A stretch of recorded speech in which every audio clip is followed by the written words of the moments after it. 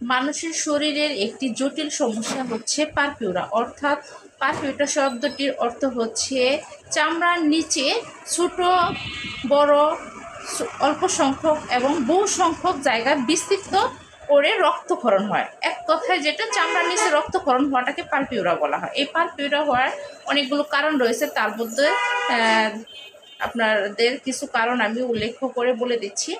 রক্তের কিছু সমস্যা থাকে এবং অন্যান্য রোগজনিত কিছু সমস্যা থাকে। এই দুইটি সমস্যা, এই কিছু একত্রিত সমস্যার কারণেই পারপিউরা রোগটি তৈরি হয়। তো রক্তের সমস্যাগুলো কী কী? রক্তের কিছু জটিল জটিল রোগ আছে, এই রোগগুলা শরীরের ভিতরে থাকলে কিন্তু পারপিউরা রোগটি তৈরি হয়। রক্তের রোগগুলো কী কী? প্রথমত হচ্ছে পার্লিসাস অ্যানিমিয়া, তারপরে লিউকেমিয়া, তারপরে হচ্ছে আপনার অনুচক্রিকা আছে, রক্তের ভিতরে যে অনুচক্রিকাগুলো থাকে এগুলো যখন কমতে থাকে তখন এই পারপিউরা রোগটি তৈরি হতে পারে। অন্যান্য অনেক রোগের কারণেও হতে পারে। অন্যান্য রোগগুলো কি? অন্যান্য রোগগুলো হলো লিভার সিরোসিস, হাম, বসন্ত, জন্ডিস এবং হচ্ছে আপনার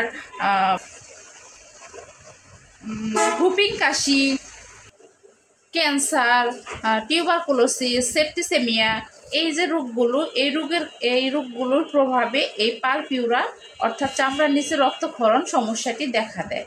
এই সমস্যাটি কিন্তু খুবই জটিল সমস্যা, যেটি একটা সময় খুবই দুরবস্থা করে রোগীকে মৃত্যু মুখে পতিত করতে বেশি একটা সময় লাগে না।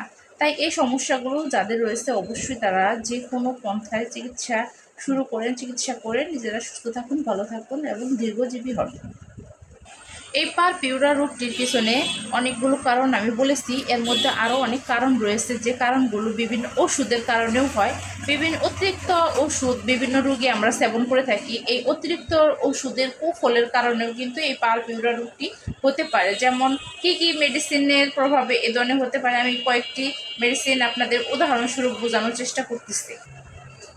সেই মেডিসিনগুলোর মধ্যে বেশ কয়েকটি মেডিসিন আমি আপনাদেরকে বলার চেষ্টা করব, যেমন হলো মার্কারি, কুইনাইন, তারপরে আগট, আর্সেনিক, স্যালিসিলিক অ্যাসিড, তারপরে বেলেডোনা, অ্যান্টিটক্সিক সিরাম ইনজেকশন। এই যে মেডিসিনগুলো, এই যে ট্রিটমেন্টের পদ্ধতিগুলো, এইগুলোর অতিরিক্ত ব্যবহারের কারণেও কিন্তু চামড়ার নিচে রক্তক্ষরণের যে সমস্যাটি অর্থাৎ পারপিউরা, এই রোগটি আপনার শরীরে বাসা বাঁধতে পারে। তাই কোনো কিছু না জেনে বা ভুলবশত বা অন্যের পরামর্শ অনুযায়ী কিংবা দীর্ঘ সময় একটা না যে কোনো চিকিৎসা নেওয়ার আগে অবশ্যই একটু ভেবেচিন্তে নেবেন। যে কোনো ধরনের মেডিসিন যখন তখন কিনে খাওয়া থেকে অবশ্যই বিরত থাকবেন। এবং কিছু মেডিসিন আছে যেগুলো একটা না ব্যবহার করা শরীরের জন্য, স্বাস্থ্যের জন্য খুবই ক্ষতিকর, যদিও রোগটি বর্তমান শরীরের ভিতরে থাকে তবুও। তাই একটু গ্যাপ দিয়ে পরীক্ষা নিরীক্ষা করে কনফার্ম হয়ে তবেই মেডিসিন কন্টিনিউ করবেন। ইনশাল্লাহ সবাই ভালো থাকবেন, সুস্থ থাকবেন। আল্লাহ হাফেজ।